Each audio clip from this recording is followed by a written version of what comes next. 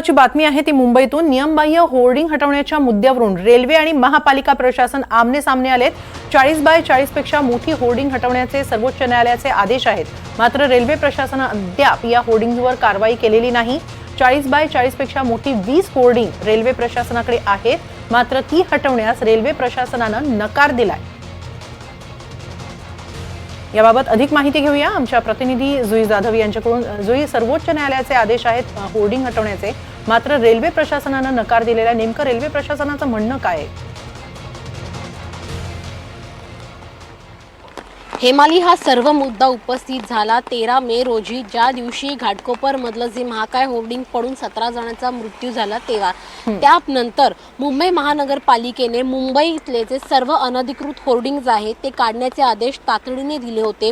त्यासोबतच रेल्वे प्रशासनाच्या अखत्यारीतले जे अनधिकृत होर्डिंग्ज आहेत ते देखील काढण्यासाठी रेल्वे प्रशासनाला मुंबई महानगरपालिकेने सांगितलं होतं।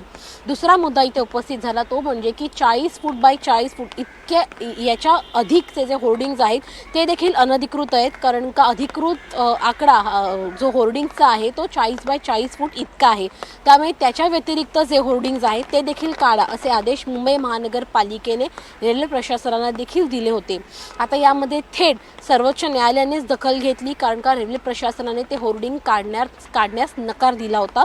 सर्वोच्च न्यायालयाने काल एक आदेशपत्र जारी केलं आणि त्या आदेशपत्रानुसार सांगण्यात आलं की तुमच्या अखत्यारीतले जे 40x40 फुटाच्या जास्तीचे होर्डिंग्ज आहेत ते तुम्ही काढा। मुंबई महानगरपालिकेने जे गाईडलाईन्स, जे नियम घालून दिलेले आहेत, जे आपत्ती व्यवस्थापनाने जे नियम घालून दिले आहेत त्याचं तंतोतंत पालन केलं पाहिजे। मात्र जर आपण पाहिलं तर मग सुप्रीम कोर्टाची कॉपी देखील NDTV मराठीच्या हाती लागलेली आहे। त्या कॉपीमध्ये स्पष्टपणे सांगितलं आहे की हे जे प्रकरण आहे ते 4 आठवडे पुढे ढकलण्यात आलेलं आहे, पुढची तारीख देण्यात आली आहे। मात्र या 4 आठवड्यामध्ये रेल्वे प्रशासन असेल, मुंबई महानगरपालिका असेल, तुम्ही दोघांनीही एकत्र बसून बैठक घेऊन याच्यावरती काय तोडगा काढला जाऊ शकतो यावर चर्चा करा। रेल्वे प्रशासनाचं म्हणणं आहे की त्यांच्या अखत्यारीत एकूण 20 असे होर्डिंग्ज आहेत जे 40x40 फुटापेक्षा जास्त आहेत।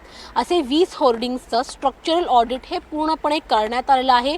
2दा स्ट्रक्चरल ऑडिट झालेलं आहे, पावसाळ्याच्या आधी आणि पावसाळा सुरू झाल्याच्या नंतर। त्या स्ट्रक्चरल ऑडिटच्या अनुसार ते जे रिपोर्ट्स आलेत, IIT बॉम्बेने ते रिपोर्ट्स दिले आहेत, त्या रिपोर्ट्सनुसार हे जे 20 होर्डिंग्ज आहेत ते पूर्णपणे सुरक्षित आहेत, त्या पडण्याचा धोका नाही आहे।